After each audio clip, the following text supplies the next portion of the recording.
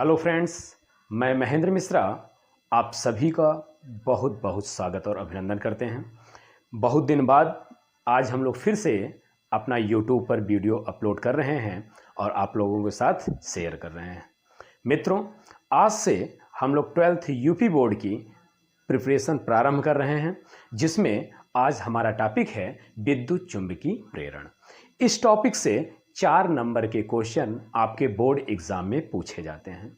इस 4 नंबर में से 3 नंबर का एक लॉन्ग क्वेश्चन आता है और 1 नंबर का एक शॉर्ट क्वेश्चन आता है। लॉन्ग क्वेश्चन और शॉर्ट क्वेश्चन दोनों से एक एक क्वेश्चन आपके यहाँ पूछे जाते हैं। सबसे पहले हम लोग देखते हैं कि शॉर्ट क्वेश्चन क्या है। शॉर्ट क्वेश्चन में हमारे पास खास तौर से 4 क्वेश्चन हैं जो लास्ट 5 से 7 वर्षों में आपके यहाँ लगातार पूछे गए हैं। पहला क्वेश्चन है कि चुंबकीय फ्लक्स क्या होता है, इसका मात्रक क्या होता है। दूसरा क्या है कि विद्युत चुंबकीय प्रेरण से आप क्या समझते हैं, और इसी से जुड़ा हुआ टर्म है कि विद्युत चुंबकीय प्रेरण में एक आता है प्रेरित विद्युत वाहक बल और एक आता है प्रेरित धारा, वहां से भी क्वेश्चन बन सकते हैं। तीसरा टॉपिक है फैराडे का विद्युत चुंबकीय प्रेरण संबंधी नियम है, और चौथा है लेंज का नियम। ये 4 प्रकार के क्वेश्चन विभिन्न कहिए लास्ट 5 से 7 वर्षों में आपके यहाँ पूछे गए हैं।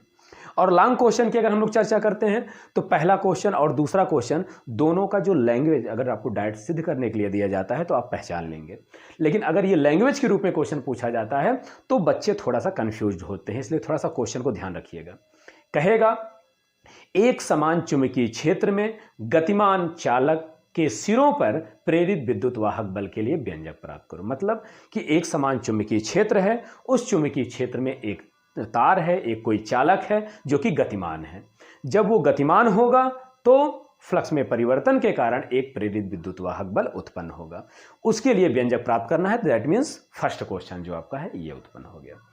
दूसरा चीज, अगर वो कहे कि एक समान चुंबकीय क्षेत्र में एक चालक अपने एक सिरे के परितः घूम रहा है, याद रखिएगा, अगर केवल ये कहे कि वह चालक गतिमान है तो पहला वाला क्वेश्चन, लेकिन अगर वो कह दे कि अपने एक सिरे के परितः घूर्णन कर रहा है तो दूसरा क्वेश्चन पूछ रहा है। क्लियर? इन दोनों क्वेश्चनों में काफी कंट्राडिक्शन है, थोड़ा सा लैंग्वेज में पूछेगा तो बच्चे कंफ्यूज होते हैं, इसलिए हमने दोनों को समझा दिया।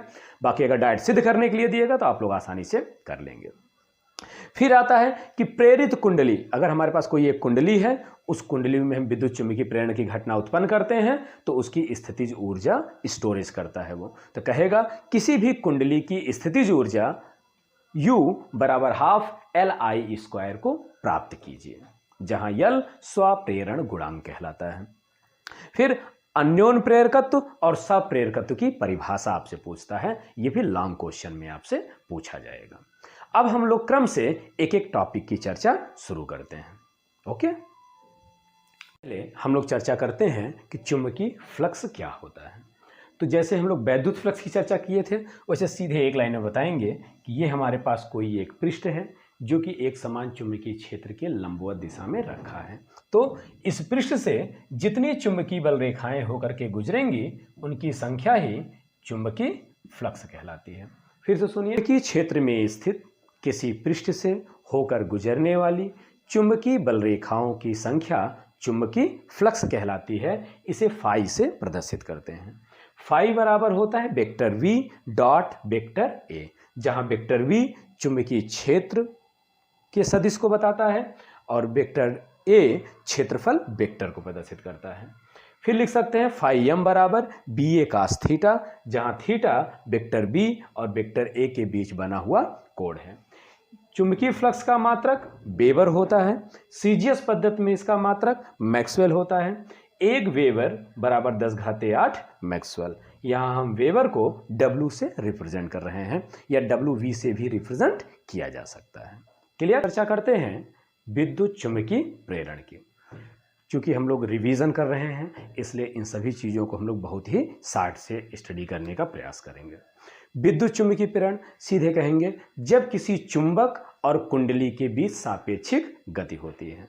जब किसी चुंबक और कुंडली के बीच सापेक्षिक गति होती है तो चुंबकीय फ्लक्स में परिवर्तन होता है, जिसके कारण एक प्रेरित विद्युत वाहक बल उत्पन्न होता है। क्लियर?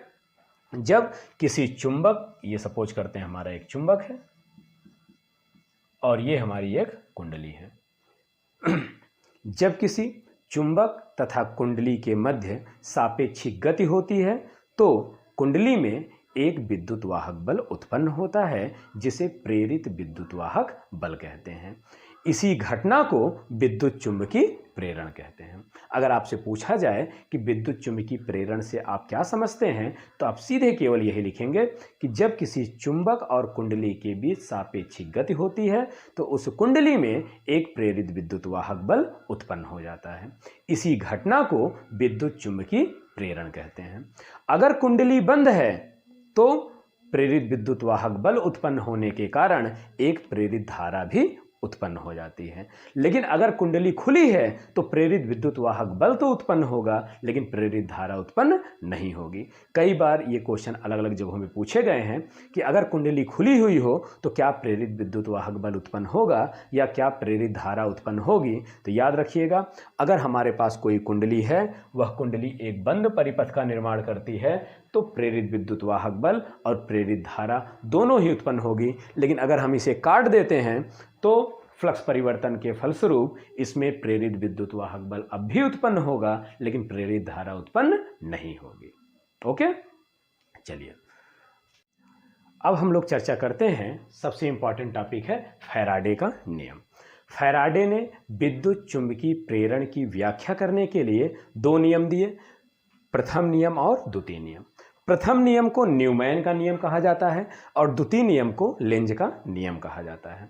याद रखिएगा, जो प्रथम नियम है ये प्रेरित विद्युत वाहक बल के परिमाण को प्रदर्शित करता है और जो दूसरा नियम है ये प्रेरित विद्युत वाहक बल की दिशा को प्रदर्शित करता है। याद रहेगा, प्रथम नियम, फैराडे का प्रथम नियम क्या प्रदर्शित करता है? परिमाण को, और द्वितीय नियम प्रदर्शित करता है प्रेरित विद्युत वाहक बल के दिशा को प्रदर्शित करता है। प्रथम नियम क्या है? देखो, प्रेरित विद्युत वाहक बल को स्मॉल ई से प्रदर्शित करते हैं। ई इक्वल टू होता है minus d phi by d t. सूत्र याद रखेंगे, अपने आप ये परिभाषा याद हो जाएगी। क्या है? देखो, d phi by d t, phi का मतलब चुंबकीय फ्लक्स और d phi by d t माने फ्लक्स परिवर्तन की दर। आगे माइनस लगा हुआ है तो कहेंगे फ्लक्स परिवर्तन की ऋणात्मक दर। याद रहेगा। अब परिभाषा सुनो, प्रेरित विद्युत वाहक बल का मान फ्लक्स परिवर्तन के ऋणात्मक दर के बराबर होता है। याद रहेगा, फैराडे के प्रथम नियम या न्यूमैन का नियम अगर आपसे पूछता है तो आप सीधे यही लिखेंगे कि प्रेरित विद्युत वाहक बल का मान फ्लक्स परिवर्तन के ऋणात्मक दर के बराबर होता है। ई बराबर minus d phi by d t. Clear? अब अगर हम लोग द्वितीय नियम की बात करते हैं, लेंज के नियम की बात करते हैं, तो हमने पहले से ही बताया कि लेंज का नियम क्या बताता है कि प्रेरित विद्युत वाहक बल की दिशा को बताता है। तो लेंज क्या कहते हैं या फैराडे का द्वितीय नियम क्या कहता है? ये बताता है दिशा को, कि जब किसी चुंबक और कुंडली के बीच सापेक्षिक गति होती है तो एक प्रेरित विद्युत वाहक बल उत्पन्न हो जाता है। उस प्रेरित विद्युत वाहक बल की दिशा सदैव ऐसी होती है कि वह उस कारक का विरोध करता है जिससे वो उत्पन्न होता है।